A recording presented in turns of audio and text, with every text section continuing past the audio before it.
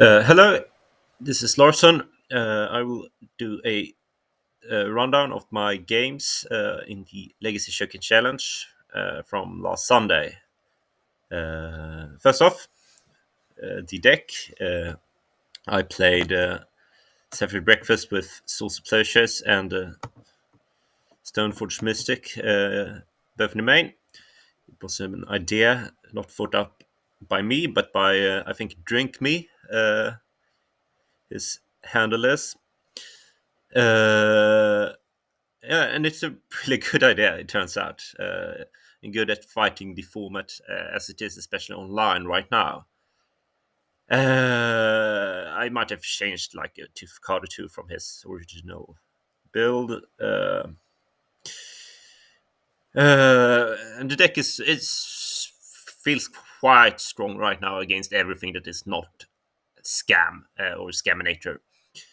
It's fine against Delver. It's great against Control. It's good against all the combo decks and good against the artifact decks and fine against the Red Prison deck. Were to cut a card from the main deck, I would probably, I don't know, Teferi perhaps. Uh, yeah, probably Teferi. It might fuck up the the boot count for Force of Will, but I think it's fine. Were forced to add a card. Um, Probably a step through, perhaps a Lotus Petal. I love Lotus Petal. Uh, yeah, not much more to say about the decks. Let's go to the games. So first round, I'm playing against Eric on Scaminator, uh, which is a bit unfortunate. I had a good idea of what I was playing against for every round of the tournament, except for my top 8 matches, which was perhaps a bit ironic. Uh, what to mention about this list? It has no rods and surgicals, which are not super common. The main deck is pretty stock, but that's about it. So let's go to the game. I'm on the draw, which is also not great. But my starting hand is super. It has the turn 2 combo with Ishuko plus double force, so it's not weak to a early reanimate either. A grief turn 1 would be annoying. I don't think I force grief. I think I forces him to choose whether he want to take my forces or to take my combo pieces if he has grief here. But the plan here is to turn 1 island Shuko, and as of now turn 2 play illusionist with hopefully double force up. Uh, Opponent goes turn 1 ponder, looking for grief perhaps, but then just passes, which I'm very happy about. Here I draw a Stoneforge, which makes for a bit of an interesting decision. Whether I should start to go for the Stoneforge plan, which at this point would probably be Island Ponder for a second land, because I don't want to be wastelanded with my only blue source, so I probably need to get Island here anyway. Or to still be on the combo plan and play the Shuko. I will play the Shuko here because I think that threatening the combo is quite good, because I'm scared here that he has and to reanimate, and I think it's better to be proactive than reactive. Here my opponent passes with the most obvious Bowmaster in history, which leads me to not want to play the Illusionist here, because I only have one force. So if my opponent has like Bowmaster Days, he gets me, which is not great. So here I will play the Stoneforge instead to hopefully draw some interaction from my opponent. I think I made a mistake here by fetching the Tundra. I should probably fetch the island, fetch the plains here. But let's see.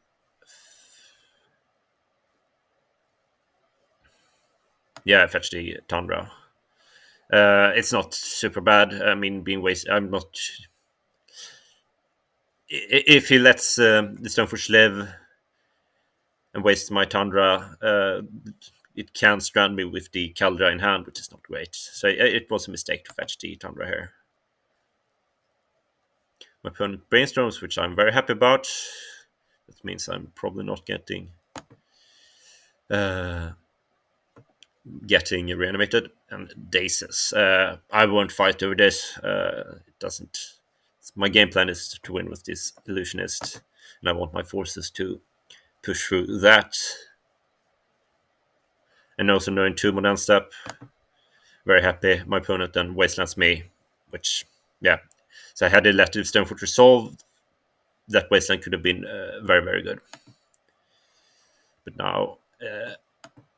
So now this is great. My opponent does not have Bowmaster, so I can beat 1 point of interaction. He has only already used 1 daze.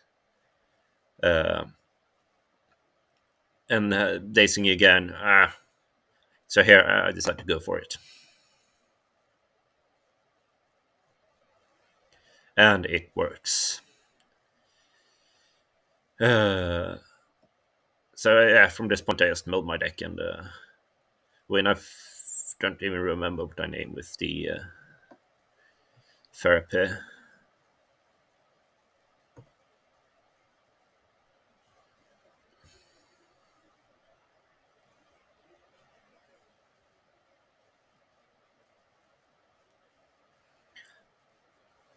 It's always nice to combo off with all the combo pieces in the graveyard. Yeah, my opponent just conceded. So I don't even get to therapy.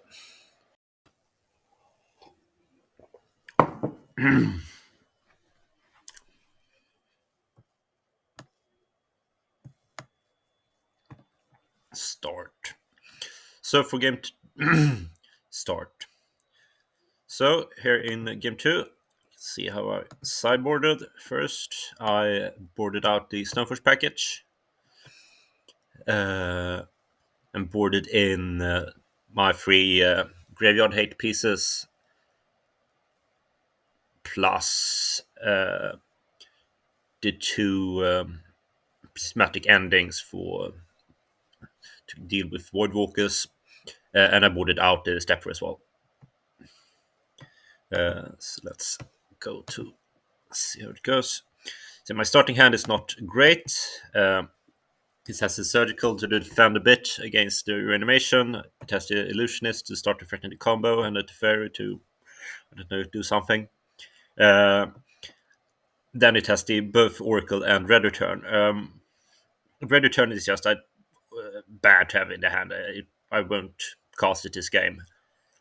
An oracle is probably bad.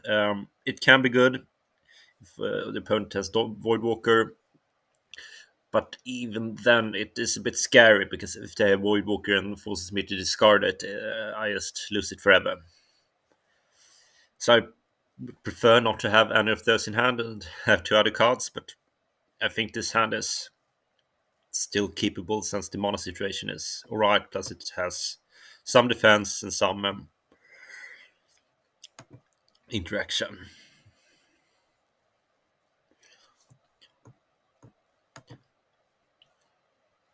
My opponent just fetched and passed, which here leads me to believe almost that it still have Entomb in deck, or I don't know what else, or perhaps a troll. But I'm nonetheless very scared for a reanimation turn 2 or something here, so I'm glad to have the surgical. Drawing the Narcomoeba is not great, but yeah, it is what it is. Yeah, opponent has the troll and then reanimate on it. So this is the situation where I'm very glad to have the surgical to defend. So here I get to see my opponent's deck in sideboarding. And this is interesting.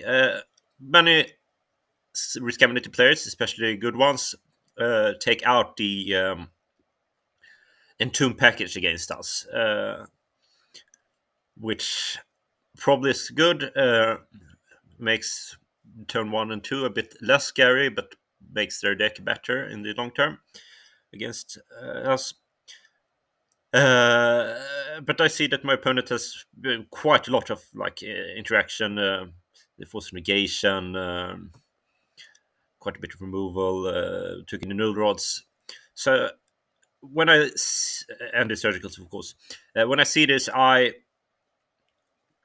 almost at this point make the decision that I will bring back the Stone Fortress for game 3. Because I believe when my opponent is boarded this way, that Stone Fortress are actually really good. So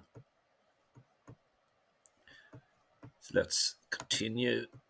Yeah, my opponent's hand here is also strong with like 2 removal spells plus Bowmaster plus Void Walker and Mana. I guess they've played this, but so here I'm not liking my chances particularly for a way to Teferi, because I need preferably a Brainstorm here to get rid of all my bad cards. Here I think I just throw down a Teferi bounce, but even that's not great because he has Bowmasters it later, which is not ideal. The ending is great to draw.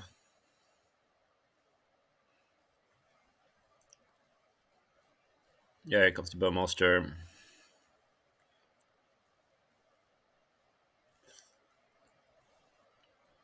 Then the here I get some hope because now I have my combo. I'm guessing my opponent does not play Voidwalker out of fear of days.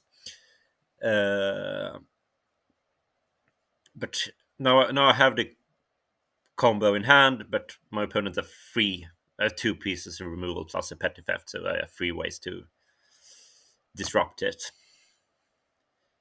And I need all my Nomads, Cephalid, and Oracle to resolve for it to work.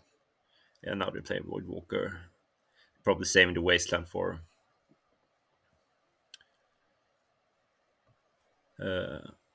Saga. I play the Narcomoeba here to stop them from attacking with the full team. And hopefully it will trade with a borrower down the line. This is the downside of playing out these creatures in the face of a Bowmaster, because I drew the Ponder here. Had I not played the Narcomoeba the turn before, I would probably have pondered. But now I don't want to do that. It's one of the many nuisances with Bowmaster. Here I try to go for it. Opponent correctly responds with push. And from this point, it's very tough for me to win. No, actually, he lets me combo off. Yeah, right. I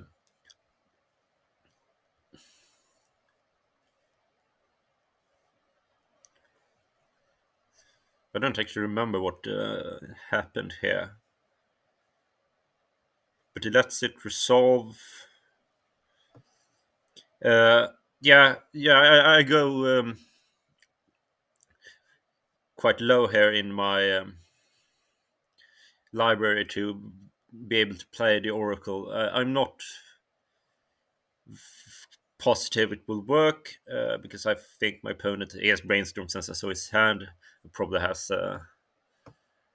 some counterspell or something. And I can't go super low because then he can dismember my Oracle to my Illusionist to make me mill 3 more. So it's quite annoying, this situation.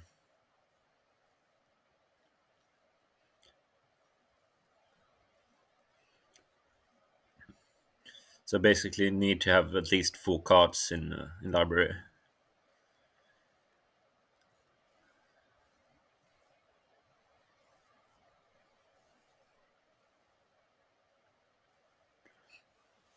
And even then, I will probably mill over my all my black sources. So my hand will basically be as the fastest Oracle plus a bunch of things I probably cannot cast. So yeah, 6 cards in library is the lowest I can go. Then I just wait. Uh, Here is the situation. I think I just should have gone for it here. Nah, no, I know it is a petty theft. I cannot go for it. So yeah, it's with the petty theft. I need to go to 2 cards in library, assuming all the other things he has in hand are garbage. Yeah, now it griefs me, so now it's over, and I cannot damage raise this. I just die from here, and I keep playing on to, I don't know, represent something.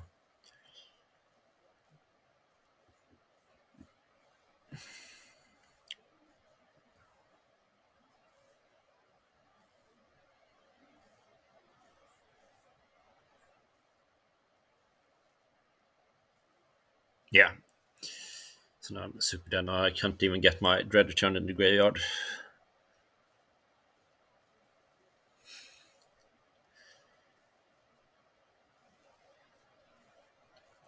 But no, I'm not the conceding type.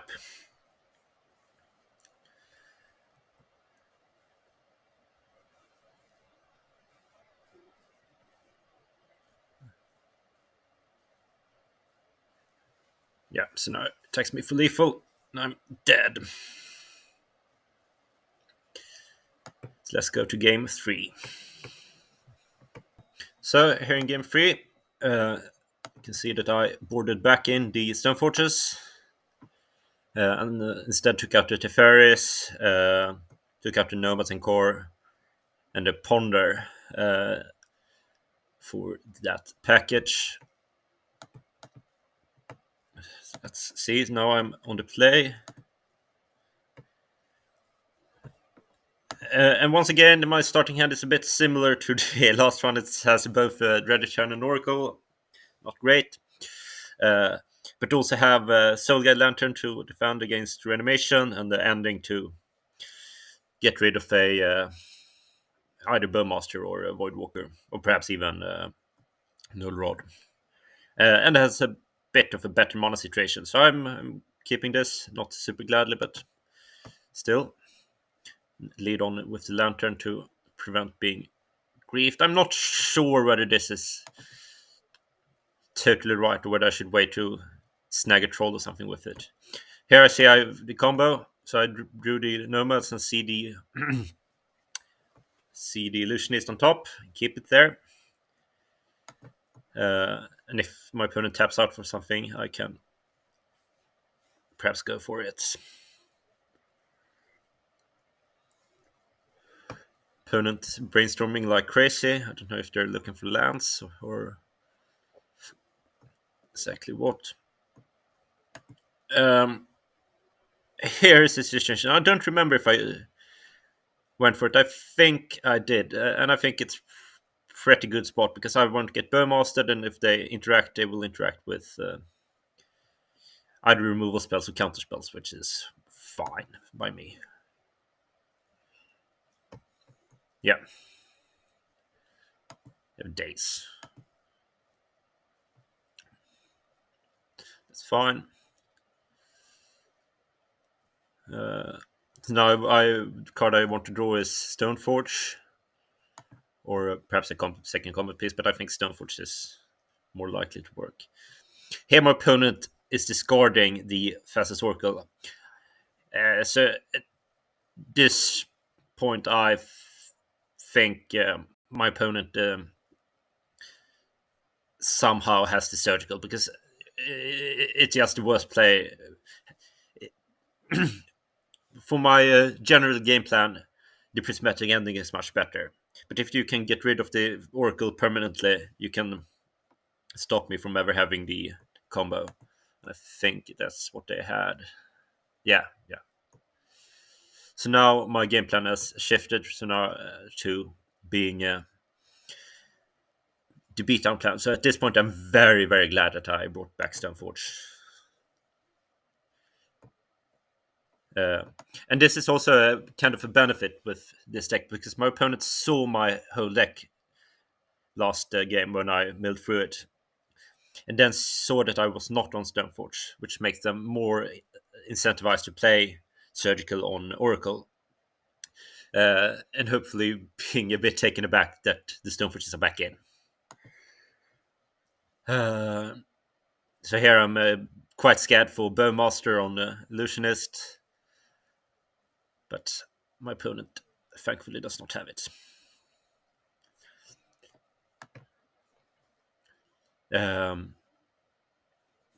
This is a bit scary. Like if they would have Bowmaster to cast this brainstorm, but I'm pretty sure they don't. So I don't think I fully respect it. Yeah, apparently they do. So I'm glad I attacked first, and then force it. I'm not 100% sure that force was right, but since I have all the reanimation under control thanks to the Soul Guard Lantern, it probably was. So since the Illusionist allows me to continue attacking all the way for one, but the thing here is that the any other combo piece gives me 2 more power in the air, which is army in a can, simply put. So I think it's worth keeping this Oracle alive, plus keeping the Bowmaster off the table.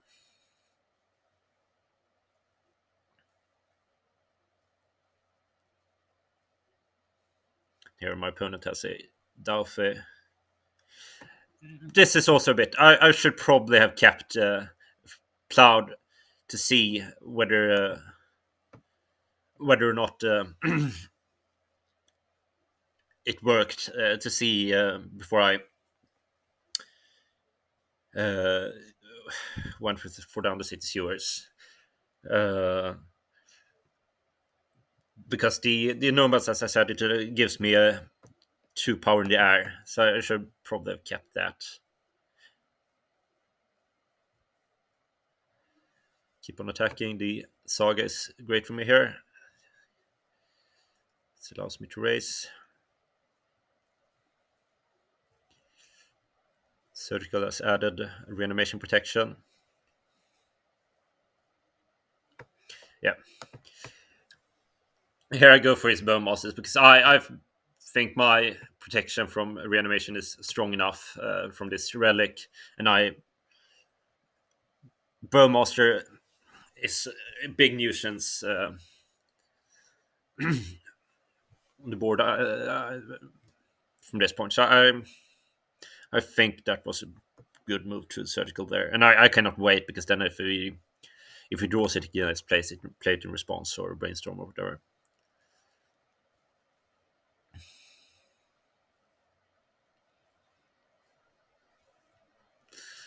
So now we're in a full race where I have constructs. I expect him here to have a brazen borrower or something. So I don't think I'll have to get to attack with both. So this is an interesting decision. Because since I believe him to be able to remove my construct, I equip the Shuko to the Illusionist. In this case, since he has the Voidwalker, the Illusionist trigger is very much a downside. There is one card I really do not want to hit here, which is the Kaldra, and guess what's under the Voidwalker? This is quite annoying because my opponent can now play a Kaldra from the Voidwalker if they want to. And I can never get it with the Stoneforge. But them breaks sometimes. But I still think the risk is worth it for the 1 point of damage I get through. Yeah, as I said, opponent has the borrower on the token. So I get an extra point of damage for doing this. And it's only really the Kaldra which is really, really bad to have here. Um, then I cast my therapy. I don't remember what I name here. Perhaps force or grief.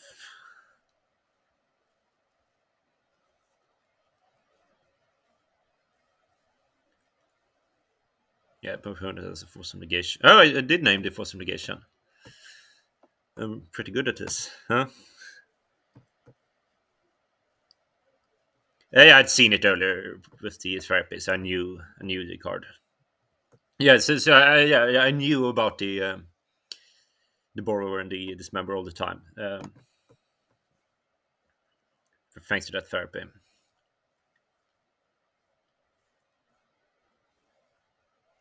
And here I draw the Stoneforge. Had I had the Calder here, it would have been so good. But sometimes you can't have nice things. Yeah, now it's nothing bad that I can mill over. This is just a full damage race. But I need to draw something here because, yeah, my opponent will attack for 6. I'm dead in 2 turns. And they're dead in 2 turns as well, but slower. Yeah, with this brainstorm, I found the ending, which is great. I can destroy the Void Walker and then get a flyer to block the borrower.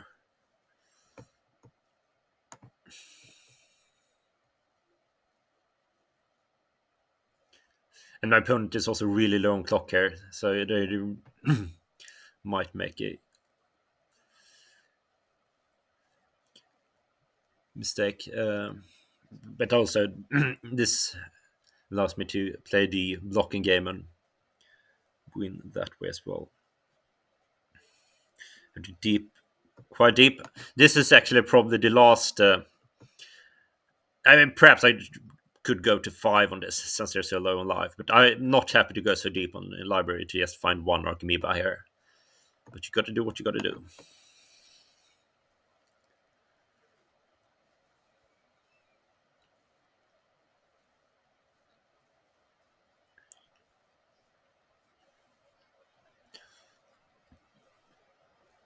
Yeah, my opponent had the. So had I gone 3 cards deeper, I'd been at 2 cards in library at this point. But they don't have anything. So I win. I think the biggest mistake in this game was throwing down the nomads from the undercity sewers, because it would have been quite good to get out a few flyers after I had swords the first Void Walker. But it worked out anyway. The relic is really good in the matchup. I think it's better than the surgicals.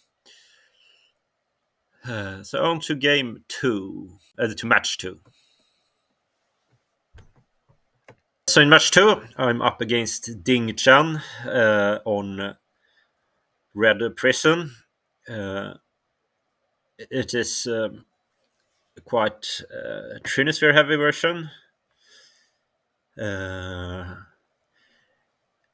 And he actually has the Thermocarbers in the sideboard. I don't think I knew that beforehand. I think his previous list did not have those, so I were not prepared for them.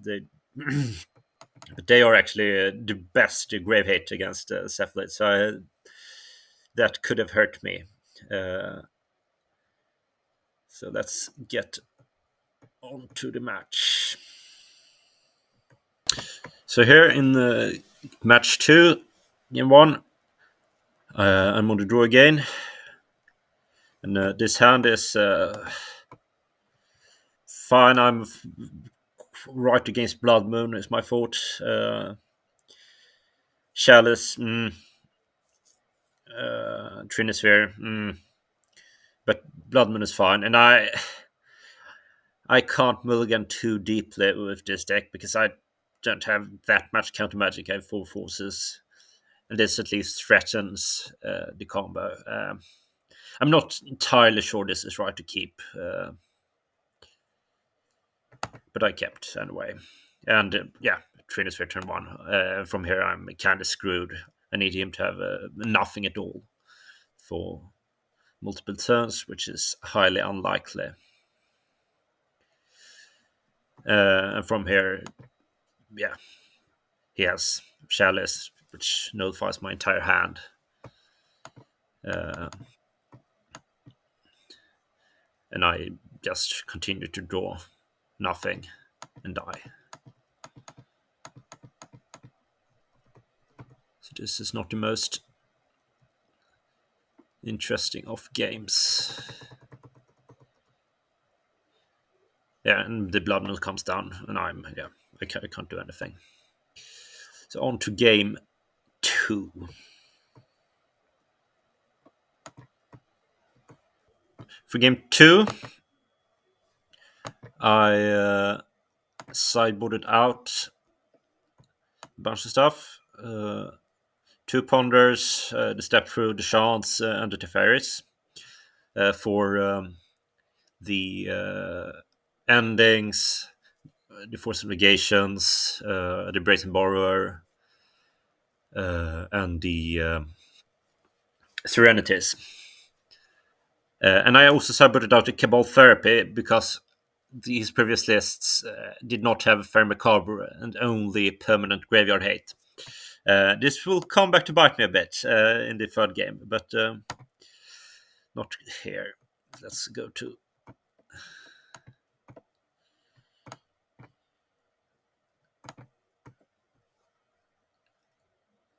I'm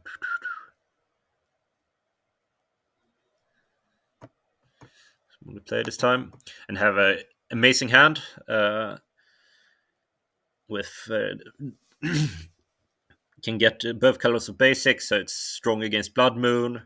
Have a Force Pitch Narcomoeba against like a early Kikijiki, Mirror of Kikijiki, and have a one of the combo pieces plus a Brazen Borrower to attack with. So lead on with the Nomads. Hope he's scared and the Fury's hit. And here's the Trinisphere. I can't let the Trinisphere resolve because I don't have the third land. And it should just lock me up and he can play attack and start beating me down. Here I have the option to bounce the Chromox, but don't take it because I want to hold up force for example this. Here I check if I have a third land, I will not force, but I did not find a third land. I found what was it, an ending. So now it's a bit worse for me. Now the game's hanging a bit. If he would find hardcast a Fury, it would be bad. If he had like any creature, it's really bad for me here. While if I draw my second combo piece, it's really, really good for me. So it's the game is hanging. He had a good cards against my hand. So I run out the Serenity. And he has nothing really. That's what this Simian Spirit Guide kind of indicates. Draw Brainstorm, great. Then Illusionist. And start to combo off. And thankfully he does not have the Fair Macabre. Because I have no therapy to check for it.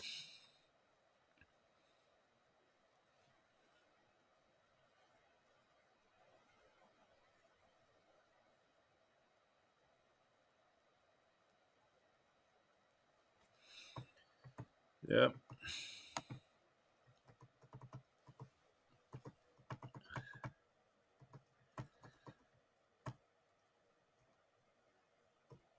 No win. So on to game 3. So in game 3, I'm on the draw again.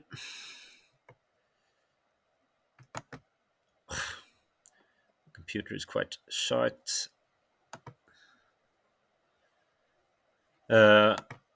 Have a first hand that's a bit too weak. show an early Trinisphere. Second hand, that's also 2 weeks. I'm only going to 5. But opponent is also mulliganing, but only to 6. So this is a pretty good 5-card hand. It has the combo, it has the Serenity, weak to Blood Moon, but has the force against it. This Chalice, I think I'll let resolve. So my plan is to Serenity it away. Find the land of the... This is why these surveillance are so good. Is that they can dig to the second land. Here I want to remove the Chalice.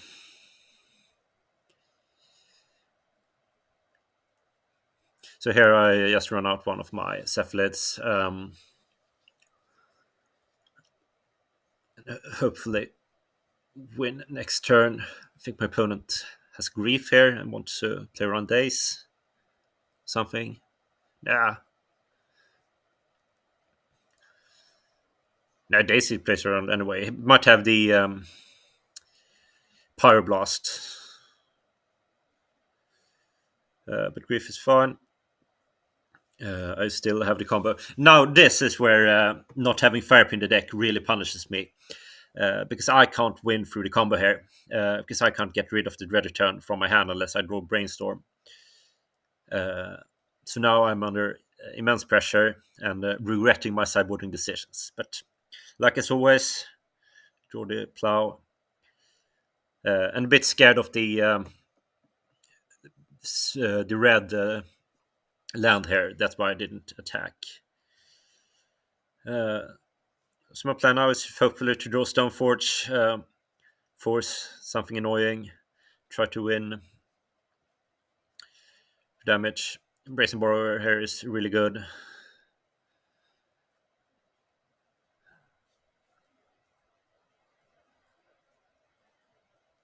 Get the combo piece. Try to start the combo off to force a concession, but he does not concede. It doesn't fall for the bait. So I'll keep doing it until I get a flyer here, which actually was quite deep, a bit deeper than I was comfortable with. But I did not mill over all my brainstorms or anything. So I can still win through the combo in this game.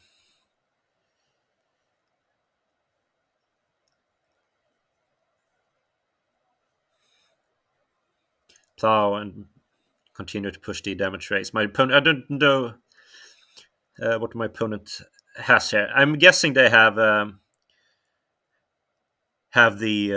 Fairy Macabre, which might make my poor sideboarding decision into a blessing in disguise. Because they have 6 cards in hand but don't do anything. Here is the Red Elemental Blast. But it was a bit premature, probably because if I had the possibility to combo, I would have comboed. So they probably want to hold it for perhaps more scary spells or to force through one of their own spells. Because if they get like a Fury here, they're winning, or if even a Bombardiers. But they don't, and I win. So on to match 3. So in match 3, I'm up against Delver, De Mianeta, on Blue-Red Delver, with a more aggro approach with Slickshot Show Off and as a creature instead of Delver Secrets. I think this is a fine matchup. It's pretty even, and it's a matchup that's much, much, much better with Swords of Pleasures in main.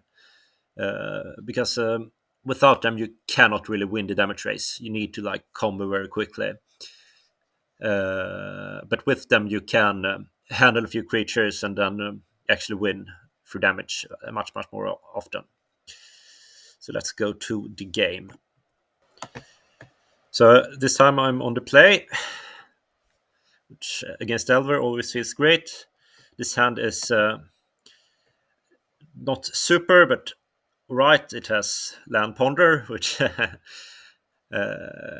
usually is good enough, and it doesn't have too many of the bad cards. It's at an Narcomoeba, really, which is the best of the bad cards, since you can pitch it to Force, and the Cabal Therapy, which actually is usually good against Delver because you can snag off whatever they reveal of Delver Secrets, and in the late game they always have like Bolt or Fov in hand before you combo off. So it's usually actually good. But this opponent doesn't actually run the card Delver Secrets. It's a bit worse. So the goal here in the early game is, of course, to find lands to not die. And yeah, find 2 lands of the Ponder. Super. Snap keep those. And plan on next turn brainstorming away my bad cards. Opponent opens with Ponder instead of a creature, which for me is great. And this bauble is like the final confirmation that I'm playing against a Delver Temper deck. So put back the 2 Narcomoebas. I have the step through to pitch to Force. This game I've already kind of decided will be probably a Overenchant game. So my goal here is to get up to like 4 lands or 5 lands and Chant, then win. And the Cabal Therapy can really help with that plan, because you can take away the forces and make their interaction against the Chant much lighter. And also find a source of plowshares, which will help me survive. So I'm really happy at my situation here. Now I only need to find the second half of the combo. So opponent plays a Dragon Chandler, will survey land. Oh, and they get the free creature. Always feels great. And this is super with the Cabal Therapy as well.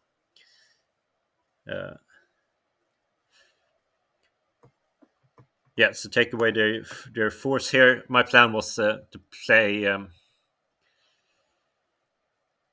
to get through my swords. And if the coast was clear, I might have played Stoneforge, but kind of not when they had the Dragon Channel in play, and I can play this later. So this will get my second half of the combo. So at this point, I'm super happy. I'm quite confident. And find a 4th land. So now I'm really... they need a force next turn or Wasteland Days to beat me here.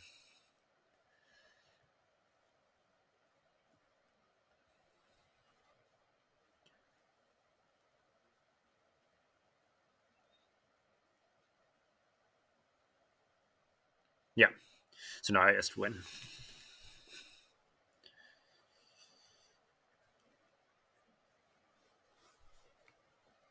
This is really how you wish the games against Delver to go. You have removal for their first creatures, wait a bit, and then win through Overenchant.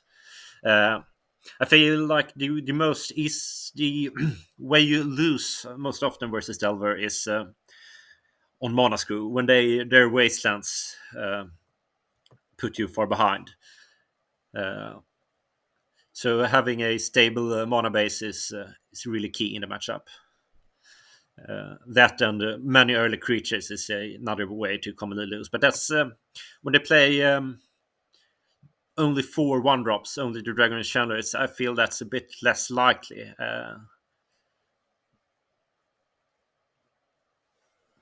Yeah. So on to game 2. So here in game 2, I sideboard out my forces for 2 endings and Flusterstorm, 1 Flusterstorm, and the Bracing Borrower.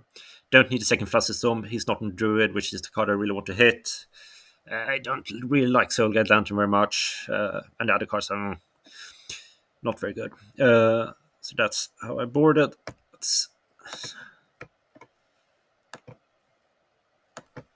Start.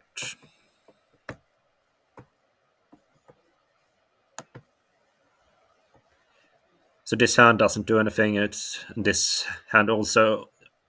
So mulligan 2 hands with just Saga's lands. Quite unfortunate. Not very happy to be on the 5 versus a 7 in this matchup. But as 7s go, as 5 goes, this is quite good. It has good mana, a few cantrips to find things. So I just hope he has a slow hand and, I don't know, floods or something. And throw away the Teferi, I don't think that's enough. And will probably just get dazed.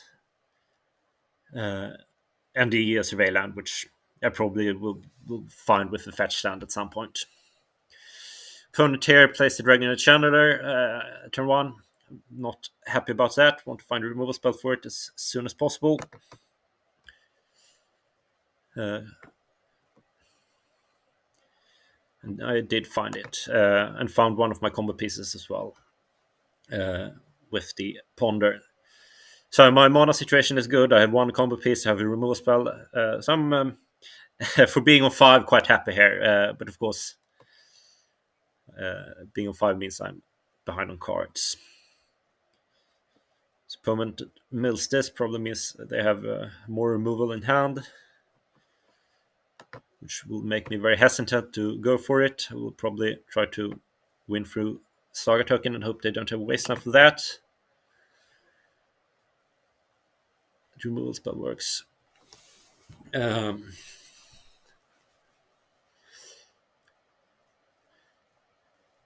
His opponent is still a bit away from casting Murktide. Does not have a second Dragon's Chandler, or else they would have played it. They did have a wasteland and wasted this Chandra. And I'm quite glad about that, because that means they're less likely to wasteland its Saga, which is an important win plan of mine. This is a common and fun situation, which makes Stoneforge Mystic good. And that's Stoneforge Mystic with Brainstorm in hand. It means you can, without much fear, find the Kaldra and then shuffle it back later with Brainstorm if they kill the Stoneforge. And it really forces them to throw a removal spell at the Stoneforge. And as I said, since they milled the Unholy Heat, I'm very sure they have the removal spell. But I can be patient here and play around days. And you probably have like a Force of Will or then a Lightning Bolt and something else here, since they don't play very proactively. So here I just test them if they have the days, because but they don't. They have the Power Blast. So now I'm feeling like I'm going to lose this race quite hard, because this is a hard hitter. They have the second Wasteland. I'm not feeling great about the situation. Really need a removal spell. Find it after Brainstorm. Really good Brainstorm with Plow and good mana setup. So I'm strong against days.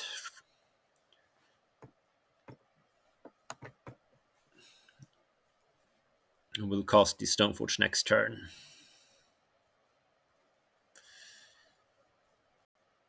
Here, opponent does not have a Murktide or anything, so I'm very glad that they don't put any pressure on me. So now I'm starting to feel good about this game, finally. Even though I'm ult to 5. So here I find a Shuka to try to combo off.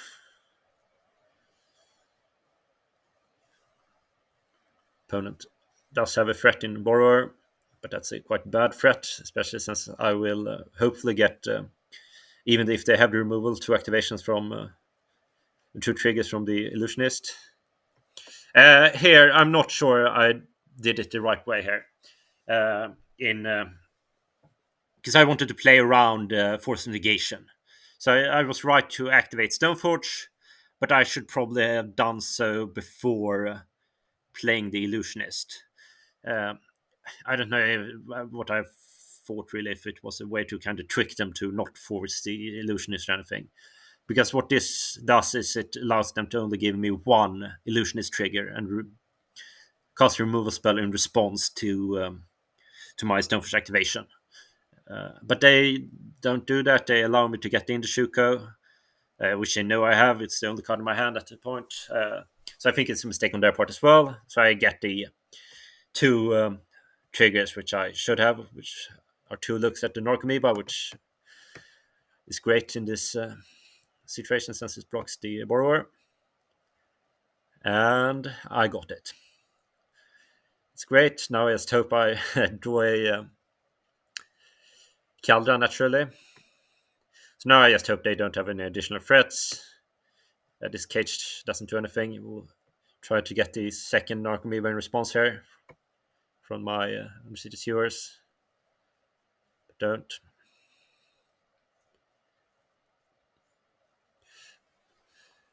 So now I'm in a situation I attack for 2. I hope they attack here.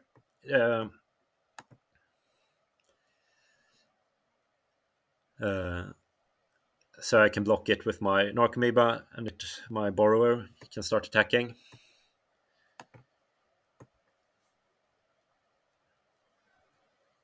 And I hope they don't draw any additional threat, because all their threats outshine mine. But worth noting is that the Narcomoeba plus Shuko is actually great against Slickshot, because Slickshot only grows its power. But since he's low on cards, I block the borrower here instead. And then I don't know why I didn't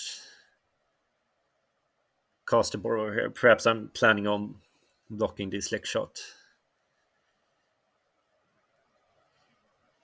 Yeah, no, my opponents hit me quite hard.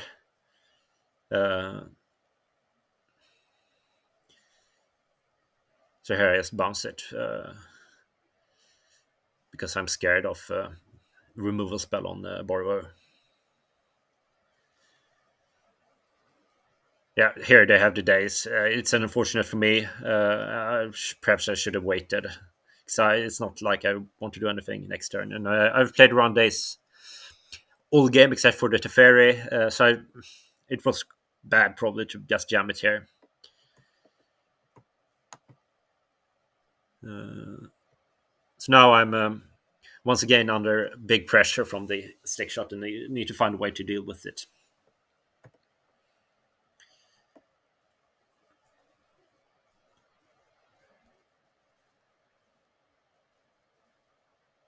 But this chant here does allow me to get to turn where they might play a bunch of spells to grow the Slickshot, and then I can stop them from attacking.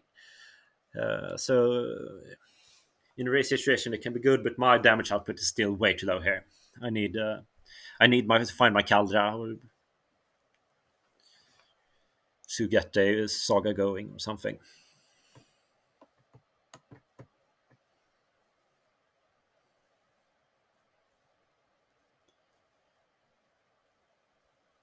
Here I chose not to play Nomads, I think, just to keep up the Orange Chant, because I think he will go for a big attack here and play a bunch of spells.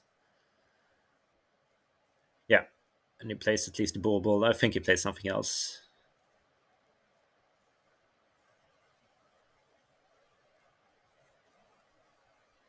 Yeah, a surgical here just to grow my. I think it's a surgical on Cephalid. Yeah, so now it's a damage game, but it kind of really was anyway. I was not going to. Even if I drew an ending, I would not remove the cage. I would remove the Slickshot. And I draw the ending. So now I'm kind of safe, at least for a while. Really, I hope he doesn't draw Murktide here, because that would kill me in one swing. Another Slickshot. It's fine, because I don't think he has very many spells in hand. So here I think I miscounted. I thought I was dead to a bolt. I, for some reason, thought it would deal 7 to me instead of the 6. And I draw a brainstorm. And from that brainstorm, I find the Caldra, which deals excesses lethal. And it did have the bolt. So had he bolted my Stoneforge, he would have been safe. But sometimes you're lucky.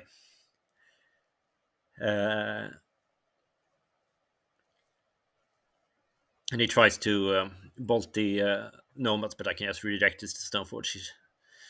Should he have bolted my creatures, he should have done so beforehand. So I get down to Caldra and get the win. And this was a really intense game. I think I did a few mistakes playing in the borrower into days and so on. But generally, I think I maneuvered it all right. On to match 3.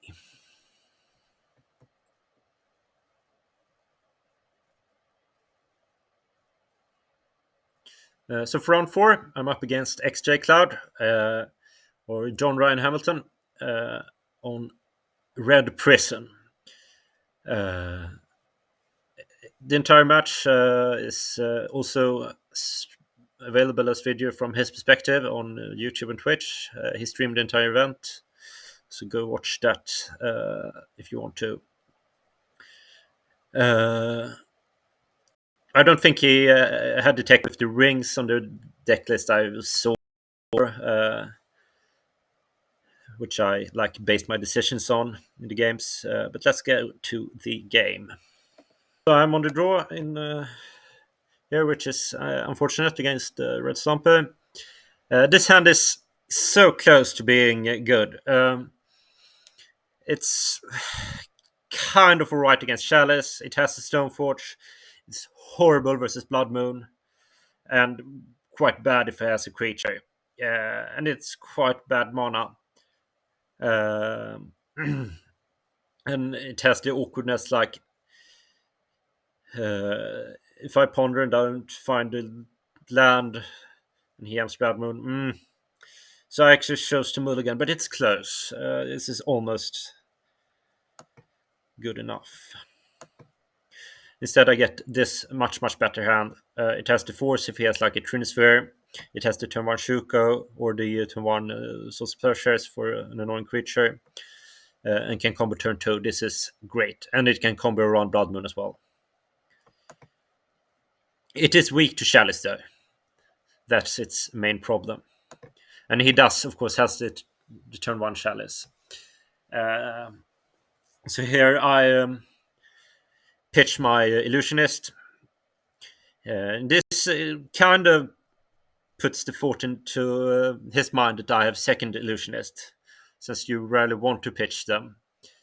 And this might be one of those situations where I'm having fewer blue cards, because this Source of Pleasures would probably have been a blue card in another build.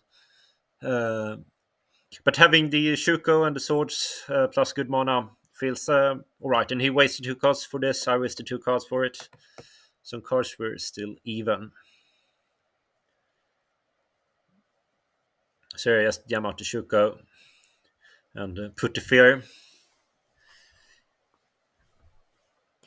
to an opponent who plays hers. So at this point, I want to draw Stoneforge most of all. And I can't do anything about second Chalice. So I draw Teferi. And I don't want to do anything immediately right now. So with this Teferi, I'll just plus and make them fear it.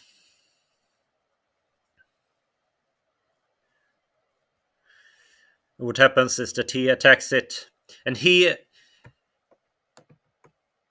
is where the fact that I pitched my Cephalid Illusionist comes into play, because he is really scared of the combo here. That's why he threw the Chalice onto the Teferi.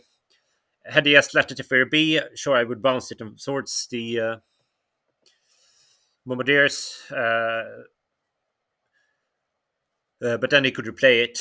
But now it's gone, and now I can play once again. So now I can swords the Bombardiers, play it to Narcomoeba to protect it a bit if he say can't attack with unlicensed search. But I don't think he would do that either. Because he at this point believes I have the combo. There is an argument for holding Narcomoeba to pitch to a drawn Swords of Will, but a Force of Will. But I believe it's just better to play it than to be. And it also blocks the Dan, which if he draws a soul land can attack, and he does. So he gets one goblin left out of this, but I get to destroy his land. And this actually does never kill the Teferi, it only keeps it at low loyalty. And I found the Stoneforge. At this point, I'm really, really happy. I keep the Narcomoeba over the Nomads. I'm not sure that's right, but it pitches to Force Will if I would draw it. It plays around the Shadows in 1. If you would draw that. The second Hearse doesn't do anything here. At this point, I'm firmly on the beating with Kaldra plan.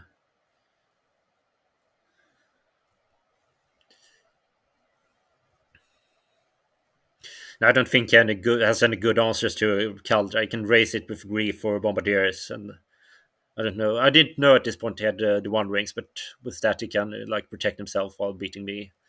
But generally, I feel very, very confident when I've the Kaldra in play in game 1 at least, especially at the Healthy Light total.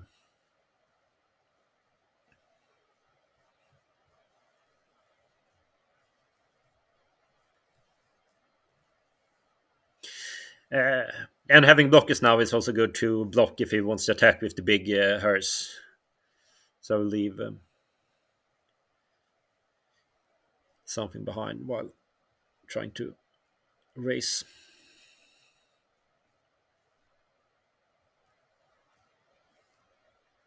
And I think he concedes at this point.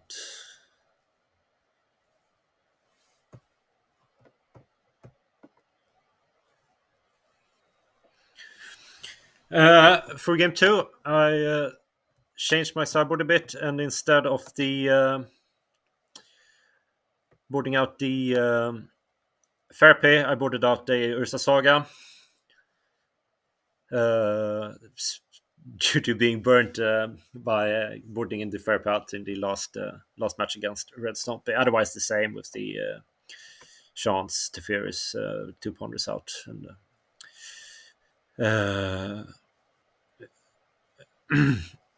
Serenities, Force Negation, Borrower, and Endings in. This hand is quite good, I feel. Force have the Stoneforge. Stoneforge is worse post board though. They have removal for it. And 2 swords. So I really hope he has a creature heavy hand without Chalice here. And Blood Moon can hurt me because I will probably fetch a Survey land to find my second land here.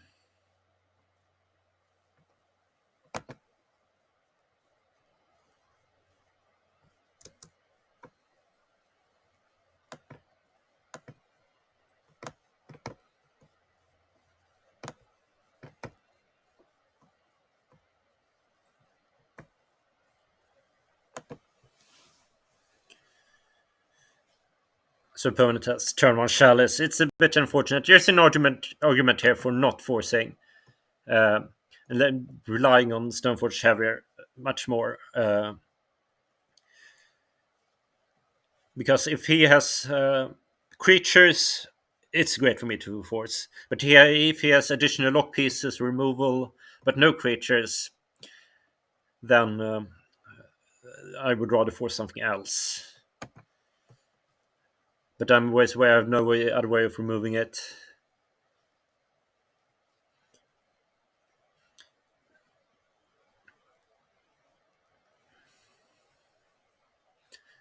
And I hope there's not a second chalice here. And there is. So this can also happen. That's another reason for not forcing the chalice. But it's tough. Had there been a creature here, I would been quite mad if I'd forced. And this is unfortunate. Put the brainstorm in the yard and then draw the oracle. It's not the worst draw since I can win with combo on a later turn if he has a bunch of unlicensed terses or something. But with Fable, I'm starting to feel this game is slipping. Because now he's very, very likely to have some kind of removal from my Stoneforge when it comes down. So I get the land, so now I can slam my Stoneforge and hope it doesn't get removed, but almost anything kills it. The Bombardier kills it almost for free since you can sack the treasure token. He can't have that gone, but the Grief kills it, and he can almost hardcast Grief. He can hardcast Grief. It's Fury, I mean, of course. But it's a bad situation. I don't think my Stoneforge will be good enough here.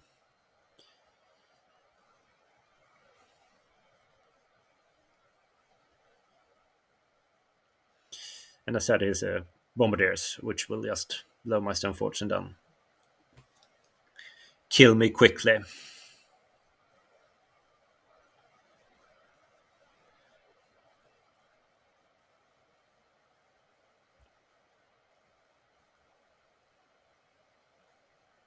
And here at this point I concede. I think even if I had stacked my deck and stacked his, I would not have won this game from this point.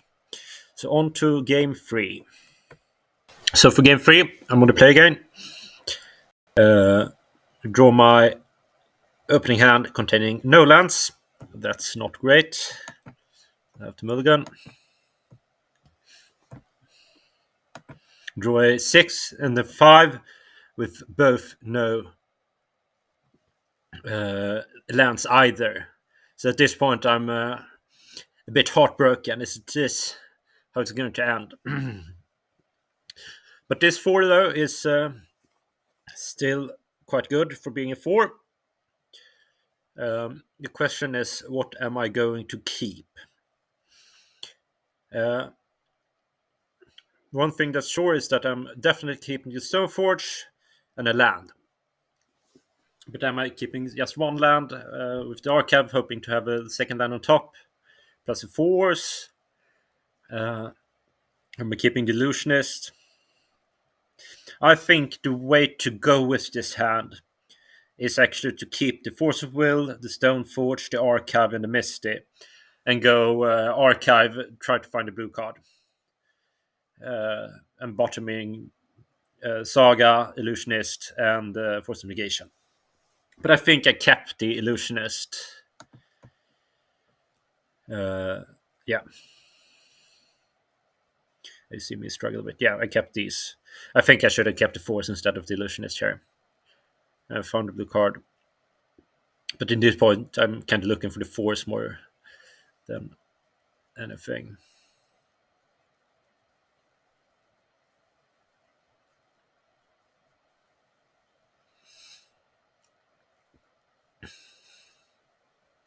When I'm playing a Chalice with my game plan, that doesn't really matter.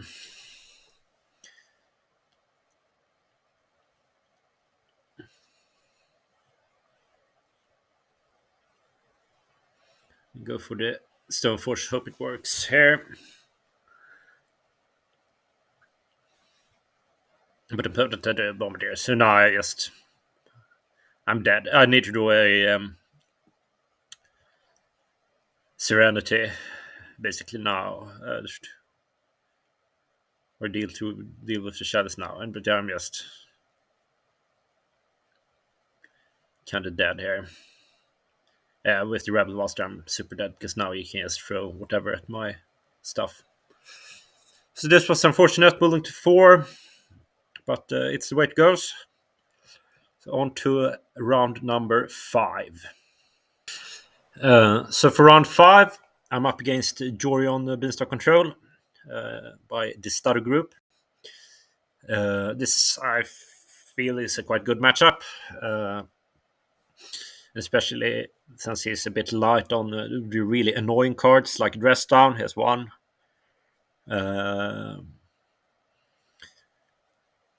don't really mind Bowmaster too much from this deck. It's not very good removal spell. My general strategy against this kind of deck is like force the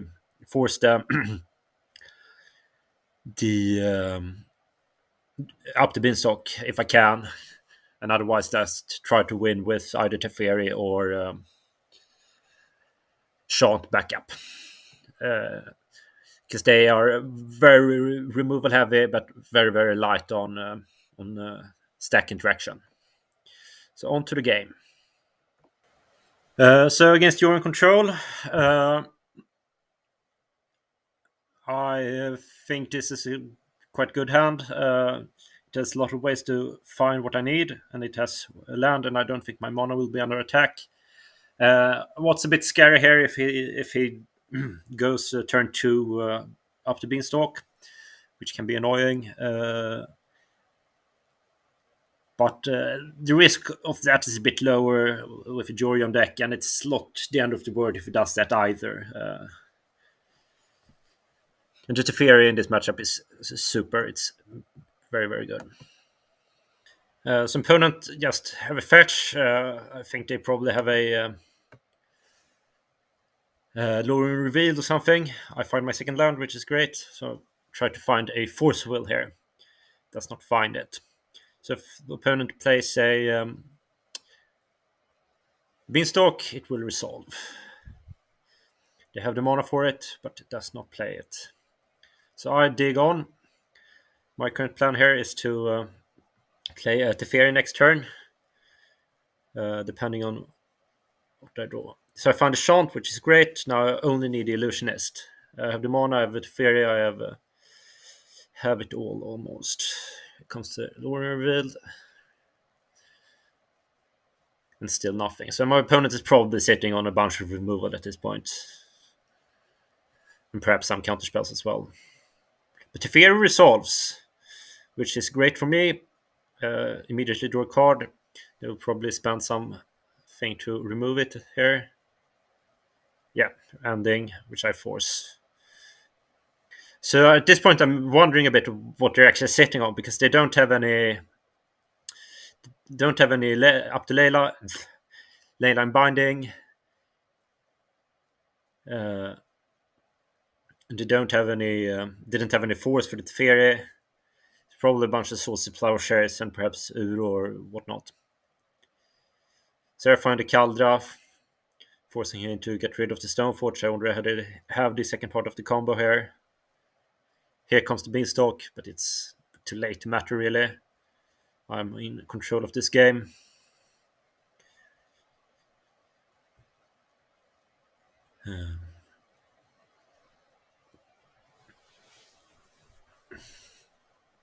So now I will do a bunch of constructs and try to win that way.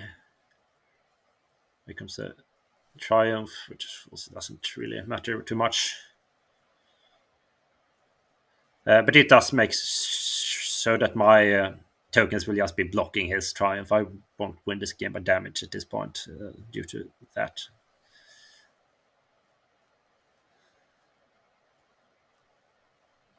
You take mana, try to find the Illusionist through the ponder, and I did it. So this is why Teferi is so awesome. It's probably a bunch of swords and perhaps a endurance or whatever to interact, but none of that matters when Teferi is in play.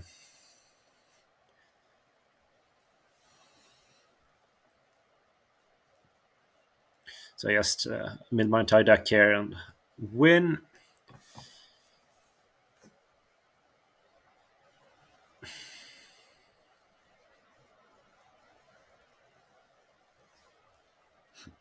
They conceded in response to the chemotherapy. On to game 2. So for game 2, I sideboard out my Swords of Plowshares. I know he has Bowmaster, but doesn't really matter too much. And I sideboard in 2 Force of Negations and 2 Prismatic Endings to deal with very annoying permanents. I don't think he had the Doorkeeper for a Lighter on the list I saw during looking at his post results during the match. Had he had those, I'd probably keep a Plow 2 and take out the Kaldra and the Stoneforge or something. So this starting hand is right. It has a land and a ponder and a force of will for a beanstalk plus the illusionist. So I just need to find more lands and preferably a brainstorm from pondering and cantripping. But it's a good start. And then, as I said, my mana will not be under attack in this match.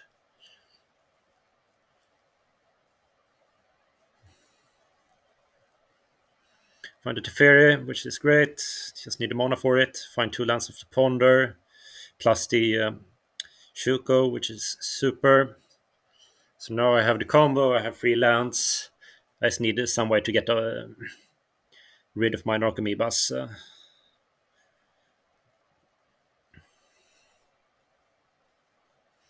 My plan here is to slam Teferi next turn.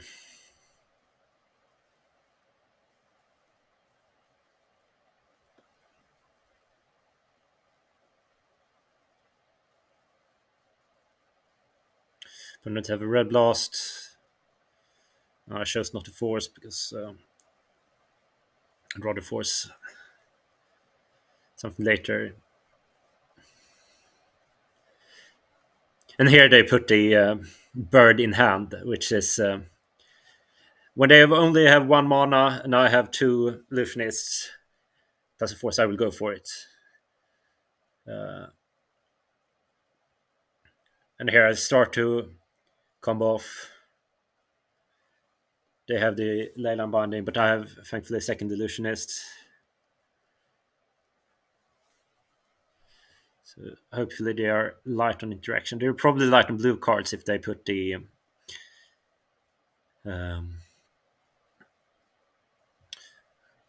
Yorin into hand. But here I will just slam. I will draw the Teferi. But I would have just played Illusionist if and Teferi also bounces Leyland Bindings. It's great. Opponents instantly concedes, even though they're actually not dead yet here, actually, because I can't therapy myself and Dread Return. I don't have the amount of Narcomoebas that I need for that. So for round 6, I'm 4-1 and facing off against Easy Money Marksman on Scaminator, which I am not very happy about. He's good at the deck, and the deck is a tough matchup. He has a quite stock list with things I'm expecting to face. Nothing super special about it. So for this match, my starting hand here is a bit... I'm on the draw. My starting hand is a bit awkward since the only 2 lands are the Survey lands. But the spells in it are really good. It has the Swords of Plowshares, it has a Force of Will, and 2 Ponders. And the Chant. The Chant is not super useful, but the other spells are great. So now I just hope I don't die to an early Reanimate. Opponent passes turn 1 with an Underground Sea, indicating either Entomb or Troll. So I'll play, Upkeep Entomb. I think it's good to force this, because if he reanimates a troll or something, it's fine by me. It doesn't have grief, or else I think he'd play it on turn one, or else he'll play it before he reanimates whatever he finds from the entomb. So my force will not be good there anyway. Um, this is horrible against Daze, especially if he has Daze plus reanimate, but sometimes you need to risk it. I'm not 100% sure this was right, but I think it was the right way to play. Now I'll play a Meticulous Archive. I want my drew the land. Uh, so here I'm looking for the combo, find one piece of it. I just hope here it doesn't have the reanimate. It doesn't, so that tells me it probably have an animate dead. Um, I put the swords into the graveyard since I already had the swords of plowshares. I'm not feeling very good about this game at this point.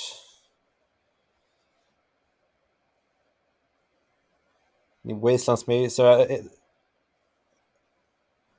he doesn't have it apparently. Oh, he does. Uh, and here I'm really screwed. I need him to really whiff on this, but he does not. He finds a bunch of stuff.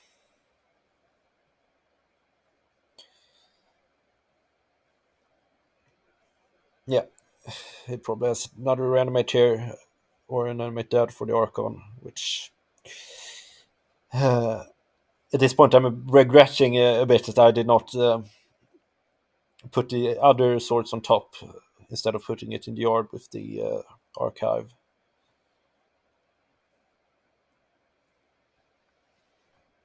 Yeah, but I don't think it would have mattered. I would have been griefed away.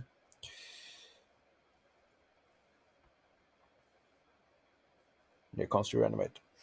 And here, basically, I need to top deck his swords and then top deck more good things. I think I could have maneuvered a bit differently, but it's tough. I didn't have the untapped land when I forced. Had I had it, I would probably not have forced and saved the force for the animation with an untapped land to play around days. But at the point, I didn't know that I would draw an untapped land, so it's tough.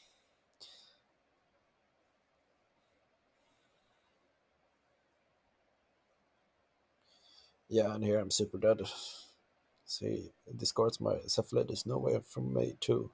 I like his swords, and then theoretically, I think I draw swords here. Yeah, but it's not good enough. Now I need like runner, and him to have nothing.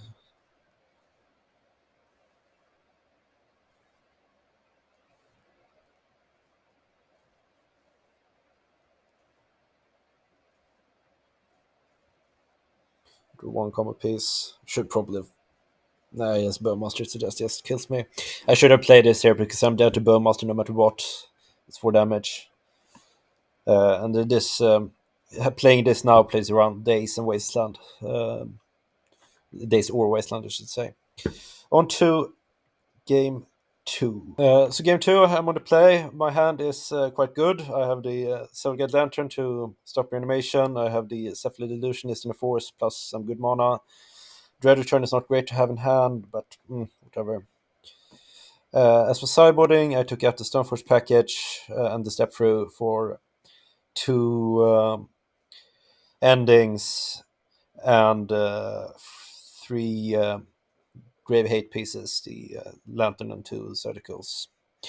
This taking out the Stoneforge package is one of those things I'm not entirely sure about whether it's the right thing.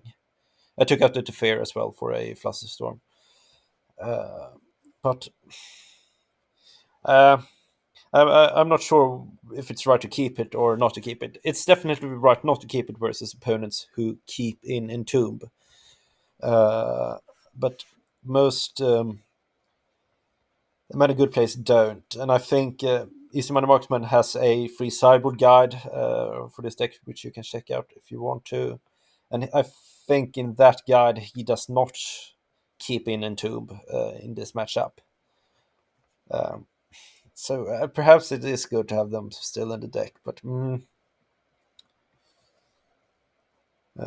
let's start.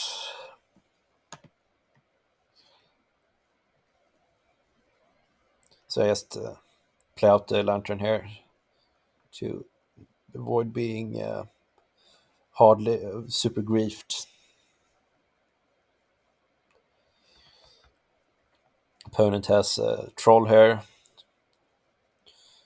which is quite obvious from this play pattern. And this part, I'm just hoping to draw a few plowshares and my second combo piece, preferably a brainstorm along the way. This feels like a Bowmaster coming here. With this mana up. So I'm not going to play out anything. Opponent has a second troll.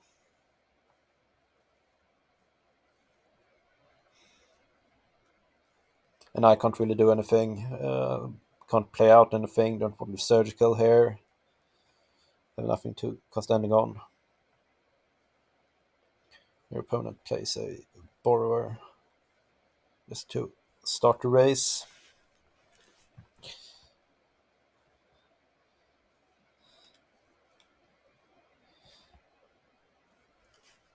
Here I cast this because I want to cast Brainstorm in response to the Bowmaster. Because it's obvious he has it and I don't want to Brainstorm just into it. And sacking and sacrificing this to that play pattern is probably okay. But I did not find very many interesting things, and I'm now under quite a bit of pressure. So this game is not going great. This is the kind of situation where Stoneforge actually would be quite good. But here I'm hoping to win by the combo somehow, but I don't find it. And I'm going to 3 from the next attack, so I can't cast this brain. He has cast another Bowmaster, so I can't cast Brainstorm.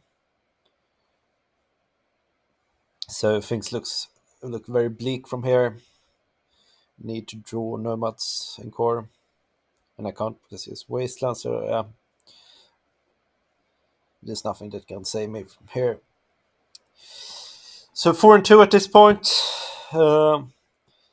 Thinking I'm out, but we'll play on. So let's go to round number 7.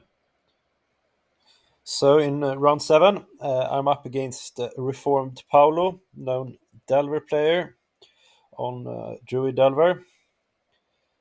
It's a little tight matchup. So let's go to the games. So I'm on the play here, and my hand is amazing. It's a turn 2 combo with Force of Will backup and basic lands. Against Delver, the going for the turn 2 is a bit risky. They usually have 2 points of interaction, which would be enough to break up the combo here. But the cost of going for it is quite low. It's not like a Bowmaster, which punishes me for the rest of the game. If they, what can happen is they counter kill one of my creatures. So I will definitely go for it, and I want to be protected from Wasteland. So the way I will play this out is go basic plains nomads, and then they will know that the jig is up. That I will try to win early.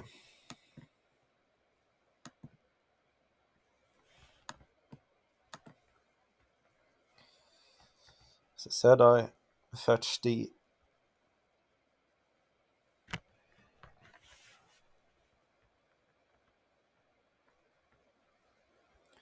plains.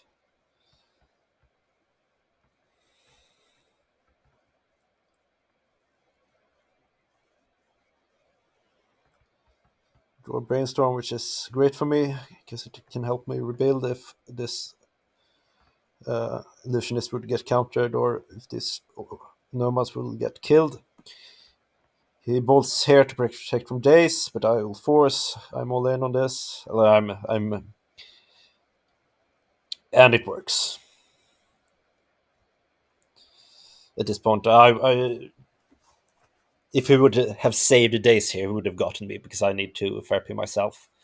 But it's quite often people don't try those tricks usually because they're usually just not worth it. So I just mill my deck here and win, and we're off to game 2. I think actually I therapy myself and he gets to see my hand before I concede.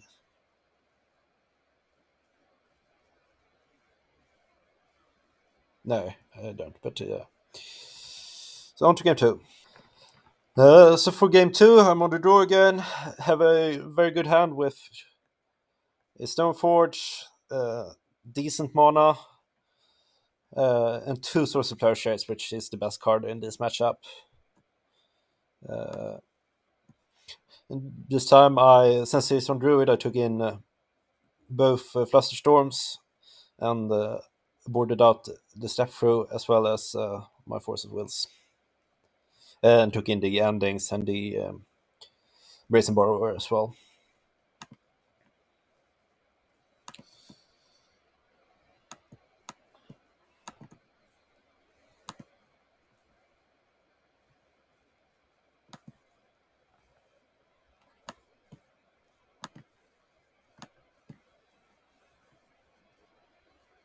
So I hope my opponent does not have the threat, but they do. And since my mana is a bit tight, I have a lot of spells. I will just and I have 2 Source of Plowshares. I will just Source of Plowshares this immediately because it's quite good for me if he doesn't get any triggers off it.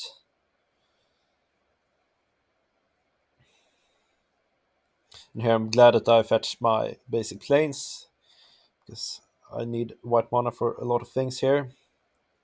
Play the nomads. Worst thing and this is the nice thing against playing against a known Bowmaster deck, is that you can play out your things freely. They will trade, uh, but not in a way they do against Bowmasters.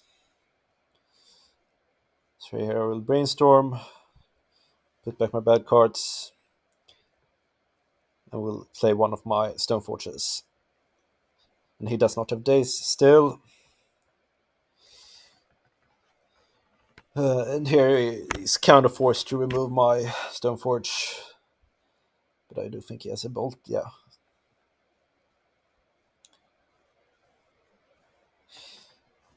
Here he's saving his Wasteland for my Ursa Saga, which is at this point the right play on his part. Here I probably tried to go for the Teferi. I think it's a good... No, I did not. I went for the... Yeah, because the bouncing this is bad. That's why I did not play the Teferi. While... and here it's a bit of a frisky attack, but he needs like a bolt plus a something to grow it large. Next turn I will probably need to plow this before it gets too big.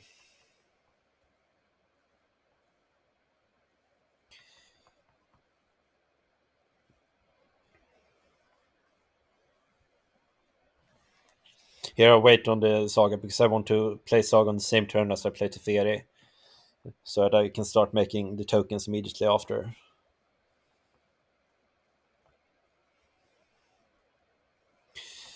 I'm not sure what my opponent has at this point because they're not playing any threats. They're not killing this either, but that would not make sense. They're probably some kind of bolt or something, and or pure blast. Not a seek the beast. This one hits just 2 lands, which is very good for me because if we play those, I will get to make at least 1 construct. And if he plays Wasteland, then forgoes playing any of those. Plays one, plays the Questing Druid. At this point, I'm not too far off actually hardcasting Kaldra. I have well, now I have 6 lands to play, but this saga is going to disappear. So I've unless I draw and land next turn, I have 5 lands. But I'm still attacking with my Narcomoebas all of the time. And this is the kind of thing I need to take a bit of risk. Like if he plays 2 spell and eats one of my nomads, that would be bad. But I'm not winning by not attacking. Now he has a bolt on the construct, but I get a second construct, and now I feel quite good about this game. I will. This is very much a damage game. I will cast ending on this druid and go for damage. And with him having 2 cards in hand, he has flooded somewhat badly. I feel like I'm in a very good position. I'm a bit afraid of a Murktide at this point, but if I can avoid that, things should be fine.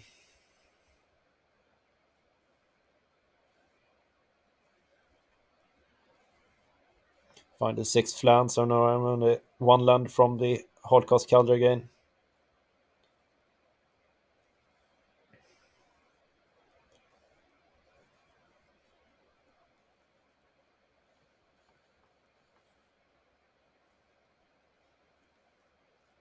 And this Brazen Borrower is lethal if it gets to attack, so if he doesn't have a removal or counterspell for it.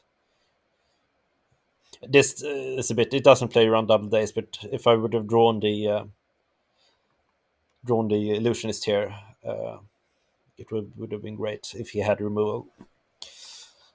So I won this. So now I'm at what was it, 5-2, and one more match to go in the Swiss. So for the final round of the Swiss, I'm up against Beanstalk controlled by Winged Hussar, whom for some reason is anonymous on MTG Goldfish. It's a pretty standard uh, control deck, being control deck with Bowmasters, which not everyone plays, and quite heavy on Terminus, but I did not really know that beforehand. Yeah,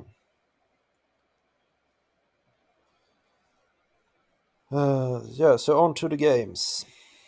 So in game 1, I'm on the play. My hand is decent, not superb. 2 cards I'd rather not have in hand. Though the Kaldra can come in as a nice surprise if I Stoneforge for Shuko. I have a brainstorm that needs to find me more lands and find me illusionist and help hopefully get rid of some extra cards. It's also Plowshift, which probably will do very little. Uh, but Saga is good, and yeah, it's a fine hand. I will probably wait and try to get something fun out of a survey land turn 1.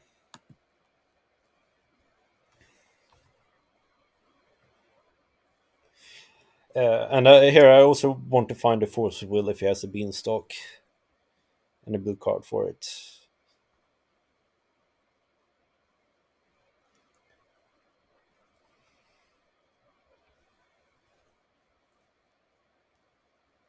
Put the Force Will on top, which I'm glad to have. And this is a bit annoying that I did not find any land out of the brainstorm, but I did find a Ponder, so I can dig a bit further. But with him playing the Beanstalk, I can't really let that resolve. So now I'm on the play Stoneforge for Shuko plan and hope he doesn't kill Stoneforge to allow me to get in the Kaldra. And this at least allows me to shuffle my deck and shuffle away the Oracle. Opponent doesn't do anything, kind of indicating that they have either removal spells they don't want to cast on Stoneforge or something else. But removal is good against Kaldra too, so it's not like they're missing much. They allow me to hit them once, but I think they have the removal spell here. I remember. No, they just tackle a Challenge Lounge. I'm not super optimistic at this point, but I'm a bit optimistic in the way that they don't have a removal spell. Here comes Uro, and we'll probably be able to hardcast it next turn. Yeah, they have the second green. So if we get one more hit in for seven, yeah.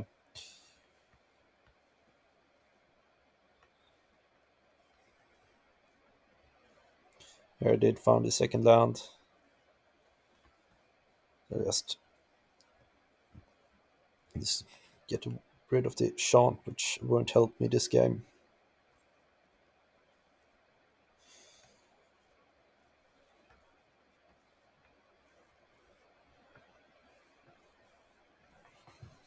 Here comes Uro. Here I'm pretty glad to have the swords in my deck, but it's not great being in this position either.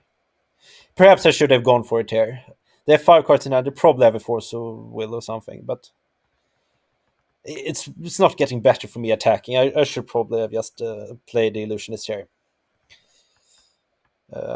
Not thinking it would have worked, but at least to something. Instead, they go for Furlingas. Now they have removal up.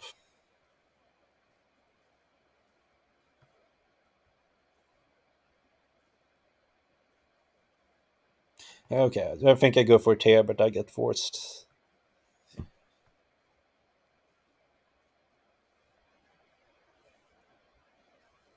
Yeah.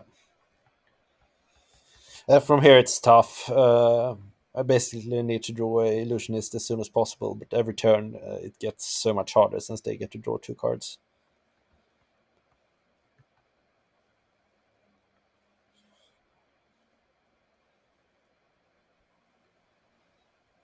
I just think I played my 2 creatures out.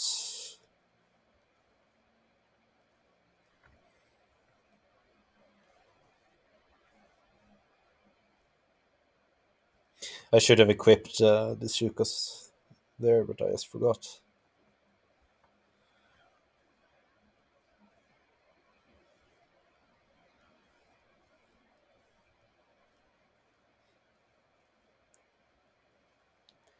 They hardcast the Terminus. It's an empty board behind 5-0 cards in hand. Does not feel great.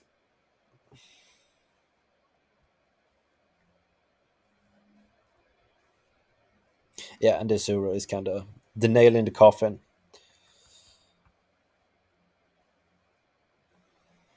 Because now they have a way to win, to kill me.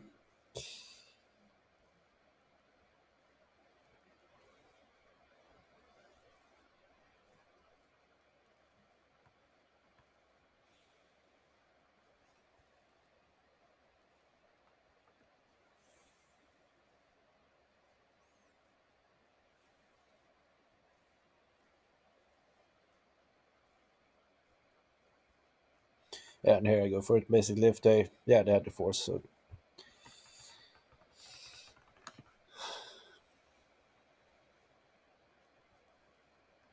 yeah, and I guess large for Furlingas, yes. Sermia's dead. So let's go to game 2.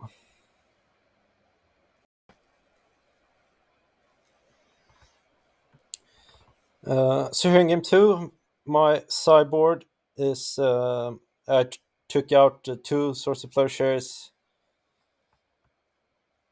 and 1 Stoneforge and the Caldra for 2 Force Negations and 2 Endings. I was not sure if he had the Doorkeeper Thrall or any Containment Priest or something. That's why I kept into Swords. and it can be good against Bowmaster as well, but or Uro, but not necessarily. And my hand is quite good. I have both combo pieces, just need a few more lands, which I have 3 cantrips to find. So this is good. So I start off with the ponder, trying to find lands. Does not shuffle and find a land, which is great. So now I can brainstorm away my Narcomoeba next turn, and I even find the illusionist, and I can get rid of the Zephyr as well.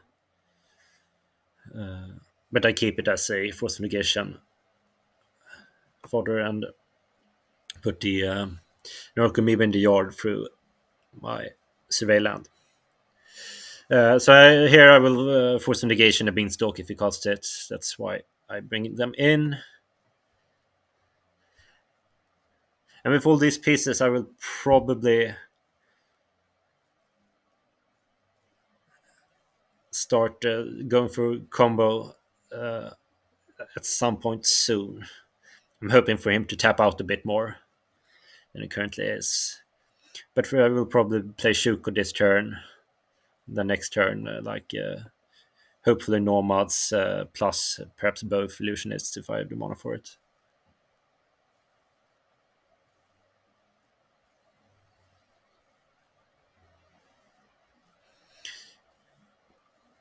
I'm sure my opponent taps low for an Uro. So at this point, I definitely feel like I want to go for something. And now I can play the Nomads plus both Illusionists, which is, the combo twice. So he needs quite a lot of interaction to deal with this. And I even found the Onshant.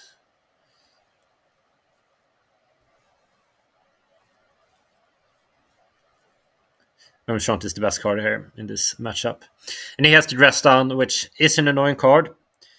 But it allows me to...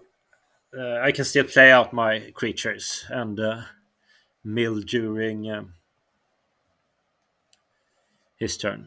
He has Terminus, which I force of negation, leaving me with the combo. I don't think he has Force Will here. I think he would have forced back the force of negation for the Terminus. So the card I'm scared of here is our Endurance and force of negation. Those are the 2 cards I have on my mind. I'm probably not beating a surgical because I don't think I mill the things in right order. And I think force of negation is a bit more likely. Yeah, that's what I named with the therapy. And he had it. So on to game 3.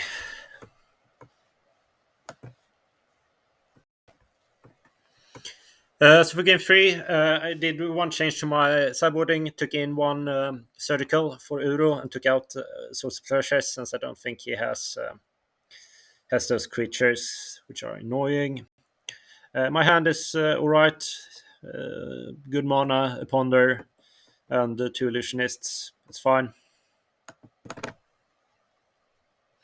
So I start off with a Ponder, find a Force of Negation, which can help counter a Beanstalk. So I will keep this, and also find my second part of my combo.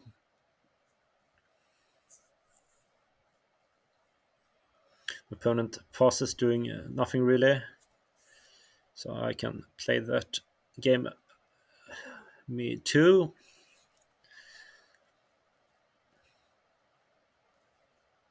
Here my opponent goes through Uro, which is a bit greedy and don't keep any direction up. It's a bit interesting whether I should force this Ponder or not. Because it feels like he's looking for interaction. just digging when he does play the Uro and then the Ponder. Like I don't think he has a removal spell if he does that. Uh, Perhaps not even a counter spell. Yeah. So, but when my opponent is stepped out like this and I have the combo, I will go for it. That forced them to counter the illusionist, which they do. But at least I have a saga going. And this is where I fucked up a bit because my opponent tapped mana as if they would cast the Uro. I mean, they would have needed to fetch to get this final card in the yard, but I was so set in my mind that they cast Uro, so I did just pressed OK before realizing what they caused, even though I had the force of negation for the 4 Lingas. So that was a blunder on my part. But it is what it is. So now I need to basically win quickly before I'm overwhelmed by cards from the 4 Lingas. So I will try and go for it here. And begin with the Nomads. He has to cast removal on that, so hopefully my Illusionist survives till next turn when I get the Shuko from the Saga. He has the first removal spell. I hope he does not have the second. He has a Terminus, which I will have to counter, unfortunately.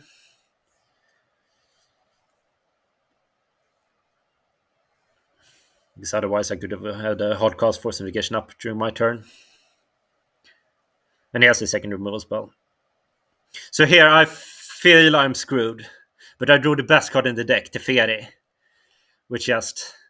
I play it, bounce his ley line and win. I mean, sometimes you're just lucky. It's a bit insane, but I'm happy for it. So at this point I'm 6-2. I feel I have decent breakers, but I took my losses somewhat early in round 4 and 6. So I don't think I was going to top 8. Even though I had faced off XJ Cloud, who at this point is 8-0, and many of my opponents are also at 6-2. But I was lucky. I managed to have the best breakers of the 6-2s. So I got in at 7th place. So now on to the top 8. So for the quarterfinals, I was playing against Max Dorson or Max Gilmore. I actually thought he was playing Delver, which he has played a bit in the past. But he played the exact same 75 as XJ Cloud, as I played in round 4. I think it's a decent matchup for me. I really want to win game 1. And then hopefully take one of the sideboarded games. So on to the games. And also this match is also available from the other side. He filmed his entire tournament and put it out on YouTube. So I'm on the play here. I kind of dislike the fact that there's the play draw is random in the top 8 on Magic Online. I would prefer it to be as in paper, where the highest seed is on the play. But my opening 7 is great. It's great in any matchup. And I definitely keep. And to start pondering for firstly a second normal land and the combo.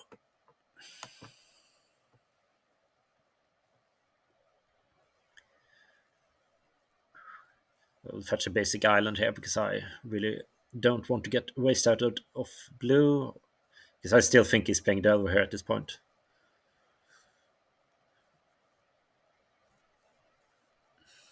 I find the Illusionist.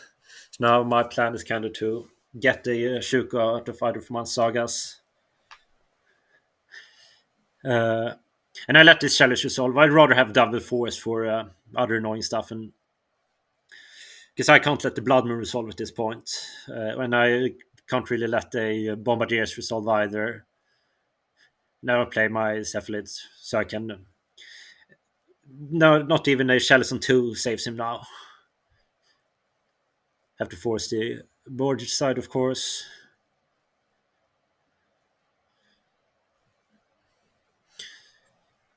Um, and now I just hope he doesn't have two more ways to interact.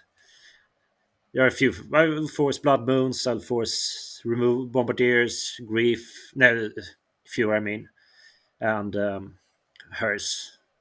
But he doesn't have any of those. And from here, I just win. And he makes me wants to see my deck, of course. It's funny actually. One of the things I've noticed when playing this Source of Plowshares Stoneforge deck is that people still pay big respect to Days. I noticed both him and I don't know someone else who played against me talk about it. Really think, oh, I need to play around Days. So that's a big benefit of having a deck where it's a bit ambivalent, a bit unclear whether there is Days or not. And it can work on the other end too, where people don't respect it when you have it.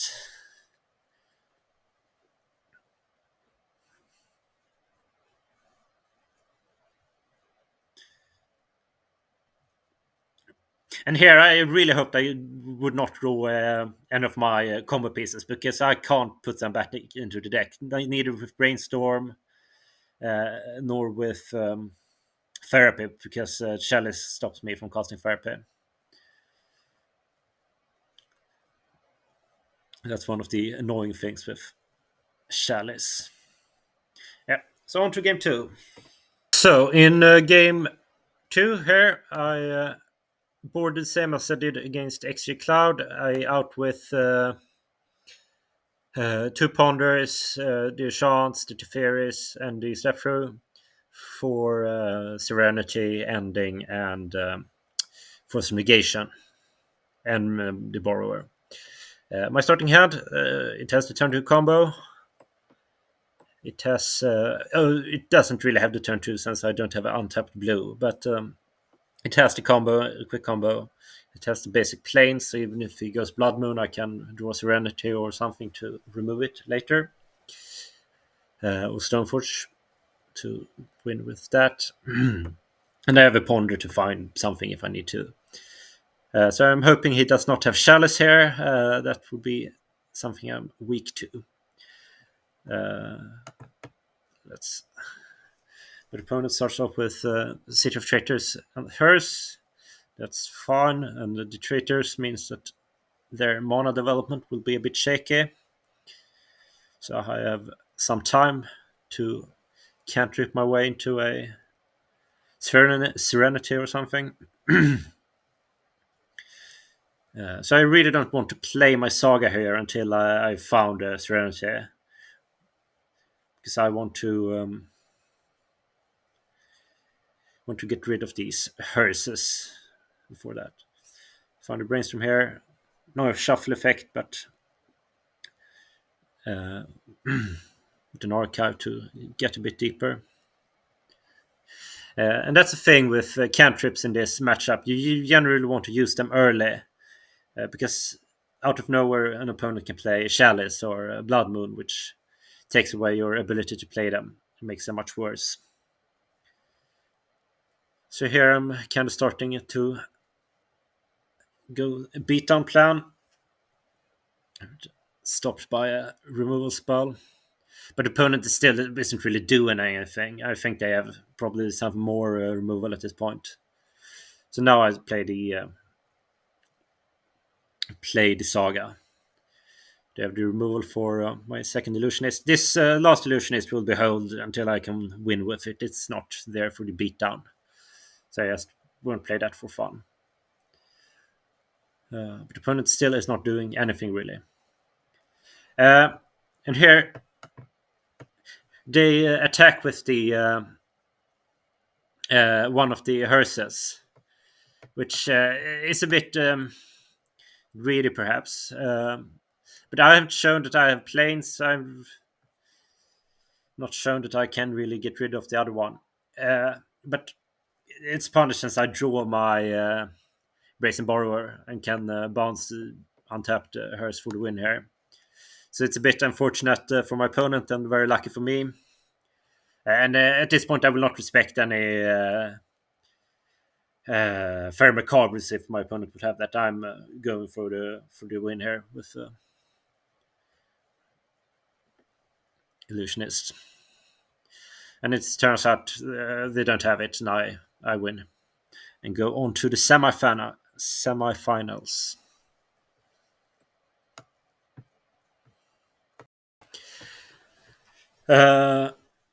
So in the semifinals, I'm up against Karatedom or Dominic Polercio or something, I think. Great player. I thought he was on some kind of tempo deck, either Dish or Delver. But he was on Bowmaster less Scaminator. I did not know that he was Bowmaster less and didn't even know it during our games. So I kind of played around Bowmaster, which is one of the benefits, I think, of playing it this way. I think Julian Djokovic or Juju Bean played the same deck in the event. So let's go to the matches. So my starting hand here, I'm on the draw, is a bit too weak, I think. Had it had a second land, I would have kept. I mean, Source of Pleasures is quite good here. It helps me stay alive from an early troll. But this, were I to get scammed, I would like have a really shitty hand. And would I not find a second land? It's too risky to hold this hand, so I mulligan this. And get this hand, which is better.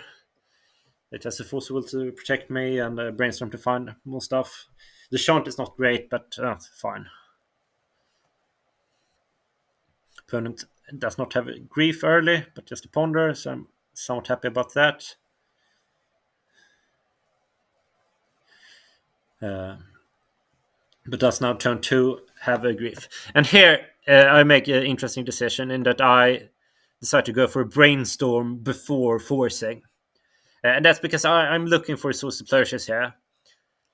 This is a play that's horrible against Days. Against Days, I just force immediately or not force at all. But I find quite bad brainstorm. Find a second land, but Undercity Sewers, which is not great. And no way of dealing with the troll when it's in play. So I need to force here. I will pitch one Archimedes and put the other Archimedes in play with the Sewers. But I'm regretting my brainstorm. I'm not sure if it's the against Force Will. It doesn't matter. Against Days, it's very bad to do this. And if he has neither. I'm not sure if it's right, really. I mean, I was punished for it now because he has the Days, but it's also if I found the plow here and can plow his troll cleanly, it's quite good for me. And from here, I'm really need to find either my combo very quickly or force. But I still don't find a fetch land, just more bad cards with the second brainstorm and the third brainstorm, which might help me. But I really need to do that to do heavy lifting now.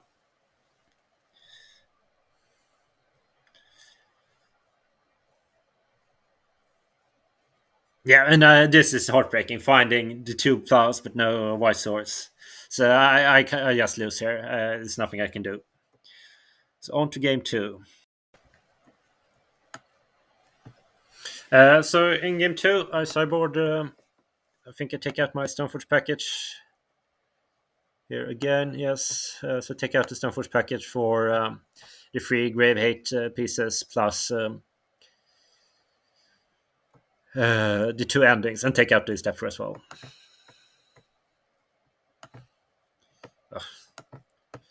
I'm on the play now. I have a hand that's quite good against reanimation. It has a ponder. And this deck usually doesn't wasteland you on turn 1. And it has the illusionist. So I do keep this. It's not a great hand. I'd rather have other stuff. Putting nomads in the yard because I really need lands. Opponent has wasteland and has a quite obvious troll here. I decide to ponder, had to shuffle, don't find a land. So this is bad for me.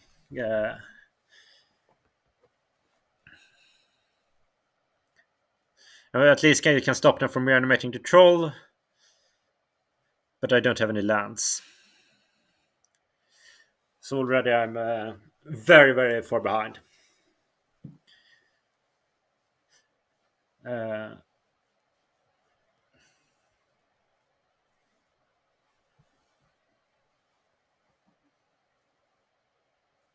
your opponent griefs me, which I mean, I have to take out the troll side, otherwise I will die to it very quickly.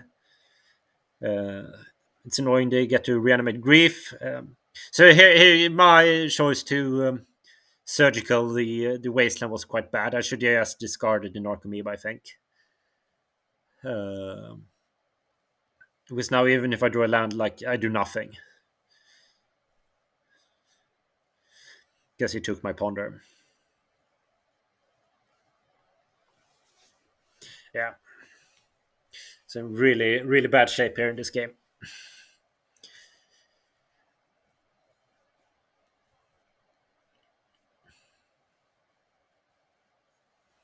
I mean, perhaps my keep was a bit greedy. I perhaps should have mulliganed that hand. It was marginal. But I feel like if I found a land out of the ponder, I would be alright.